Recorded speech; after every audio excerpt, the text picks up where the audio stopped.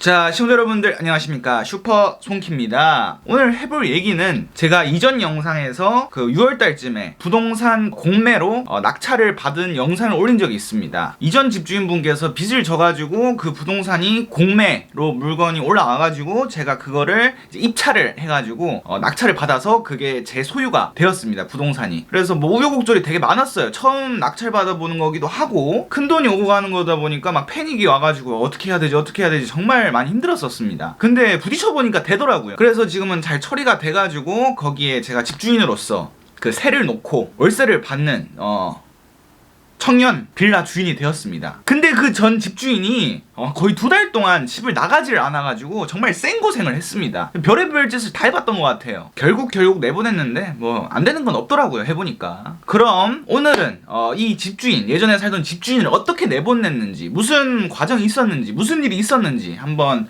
영상으로 보여드리도록 하겠습니다. 그럼 바로 갈게요. 6월달쯤이었나요? 벌써 잘 기억이 안 나네요. 그때 이제 제가 처음으로 그 공매 물건을 낙찰을 받고 나서 이제 제가 소유자가 되니까 그 집을 들어가 봐야 되잖아요. 그 집이 어떤 집인지 뭐 보지도 못하고 그냥 낙찰을 받았었던 거예요. 근데 거기가 이제 공실이 아니겠죠. 예전 집주인이 살고 있으니까. 그러면 제가 거기를 들어가려면은 그 전 집주인이랑 연락을 해야 되는데 전화번호도 모르고 뭐 그 집주인에 대한 정보를 아무것도 모르는 상태였어요. 그냥 이름만 아는 정도. 그래서 공매로 낙찰받은 다음 날인가 다다음 날에 제가 직접 그 집을 찾아갔습니다. 여기서 두 가지 방법이 있어요. 그 집에 그냥 초인종 눌러가지고 문 두들겨가지고 저 이번에 낙찰받은 송영민이라고 합니다, 문 좀 열어주세요, 뭐 이렇게 하는 방법이 있고, 아니면 쪽지로 이렇게 그 문짝에다가 제 번호 뭐 땡땡땡땡땡 적어 놓을 테니까 이쪽으로 연락 주세요. 근데 저는 두 번째 방법을 선택했습니다. 일단 제가 나이가 어리기 때문에 그 집주인이 저보다 나이가 훨씬 많았어요. 거의 저 엄마뻘 되시는 분이었는데 제가 가가지고 제가 낙찰 받았으니까 이제 집 나가세요 이러면은 누가 순순히 나가겠습니까? 어린 놈 새끼가 어른한테 버릇도 없이 집 나가라고 하는데. 그래서 약간 어리다고 좀 무시받을 것 같기도 하고, 그래서 쪽지를 써가지고 그 대문에다가 붙여놓고 왔습니다.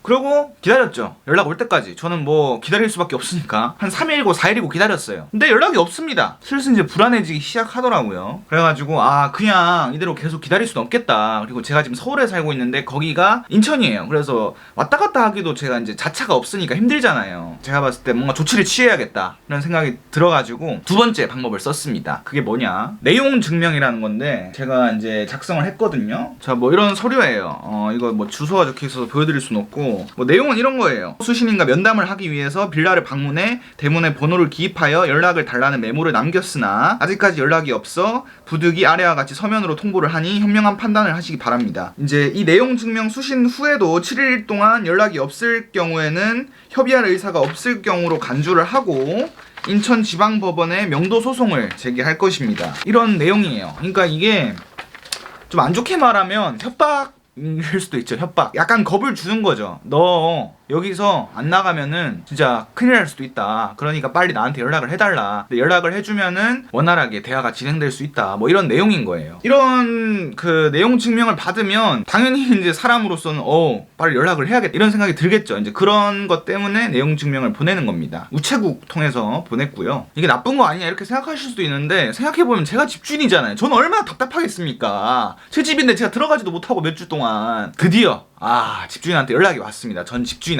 안녕하세요, 누구인가요? 공매로 낙찰된 건 알고 계시죠? 이사 계획이 어떻게 되십니까? 이제 제가 이사 계획이 어떻게 되냐 물어봤죠. 바로 내보낼 수는 없으니까 내가 이사할 시간을 줄 테니까 그때 맞춰서 나가게끔 하자, 약간 요런 것 때문에 이사 계획을 물어봤어요. 제가 공매로 낙찰받고 그 주 금요일인가? 그때 알았대요. 그러니까 저도 이제 당황스럽죠. 자기 집이 공매로 낙찰받은 것도 모르고 있었던 거예요. 녹음된 거 한번 들려드릴게요. 네, 안녕하세요. 네, 안녕하세요. 이번에 공매 물건 받은 낙찰장입니다. 네네네. 네, 내용 증명 보낸 건 확인하셨습니까? 네, 그거 받고 지금 전화 드렸어요. 제가 이제 이사 계획을 좀 알아야 될 것 같은데. 제가 지금 저도 알아보고 있어요. 이제 뭐 그렇게 됐으니까 나도 많이 띠끼고서는 이제 그런 상황이 된 거니까 네네. 어디라도 원룸을 알아보든 지금 하고 있거든요. 네네. 그러니까 한 연락 오는 대로 이사 날짜 잡히면 전화 드릴게요. 근데 이제 이사비를 요구를 하는 겁니다. 뭐 이사비를 주는 거는 법적으로 무조건 줘야 되는 건 아닌데 약간 관례 원래라고 알고 있어요. 근데 저도 이사비를 줄 생각이었고 제가 이제 측정한 이사비가 있었습니다. 50만 원 정도였는데 그게 그렇게 큰 딜라가 아니거든요. 그래서 이사비를 제가 엄청 많이 줄 수는 없잖아요. 그리고 저도 솔직히 제가 낙찰받은 사람인데 그냥 서로서로 원활하게 진행하려고 이사비를 주는 거지. 제가 뭐 자원봉사자가 아니지 않습니까? 근데 이사비를 150만 원 요구를 하는 겁니다. 근데 저는 50만 원 이상 줄 생각이 없었어요. 완곡하게 얘기를 했습니다. 50만 원밖에 줄 수 없다. 그러면서 이제 좀 마찰이 생겼습니다. 그분께서 얘기하시는 게 다른 집도 뭐 공매로 넘어갔는데 뭐 이사비로 150만 원을 받았다, 200만 원을 받았다 뭐 이런 얘기를 하더라고요. 근데 그거랑 저랑 뭔 상관입니까 도대체? 어떻게 좀 이사 계획 좀 나오셨나요? 지금 저쪽에서 네. 아직 잡지를 안 했네. 연락 뭐 이사 비용만 많이 달라고 하고 네. 없는 사람 좀 도와준다 하고 이사 비용 좀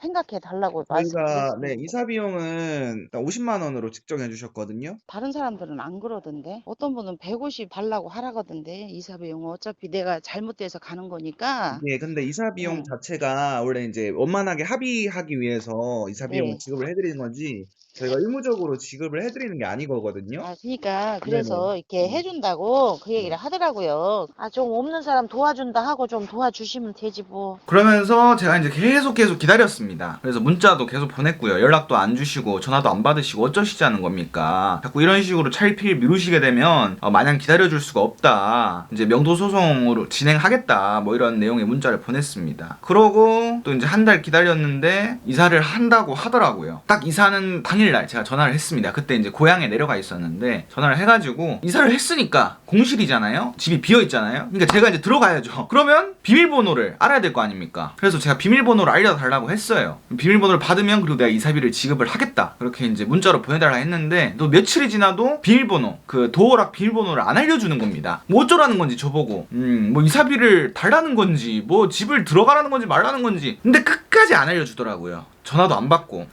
또 가만히 있을 순 없겠다. 지금 거의 몇 달째 기다리고 있는데 계속 내가 이끌려가는 느낌이더라고요. 제가 매달 대출 이자가 나오는 상황이었어요. 그러니까 저도 계속 기다릴 수가 없는 상황이죠. 왜냐하면 매달 대출 이자가 나오니까 생돈 나가는 거잖아요. 대출 이자는. 그래서 제가 경찰서에 전화를 했습니다. 제가 땡땡땡땡땡땡 집의 소유자인데 집주인이 비밀번호를 안 알려준다. 근데 이제 내가 소유자인데 내가 그 집을 문을 따고 들어가도 되느냐. 공실인 상태면 들어가도 된대요. 근데 이제 제가 녹음을 해놨어요. 집을 이사를 했다는. 그래서 그 녹음이 있으니까 그걸 증거로 해가지고 문을 따고 들어갔습니다.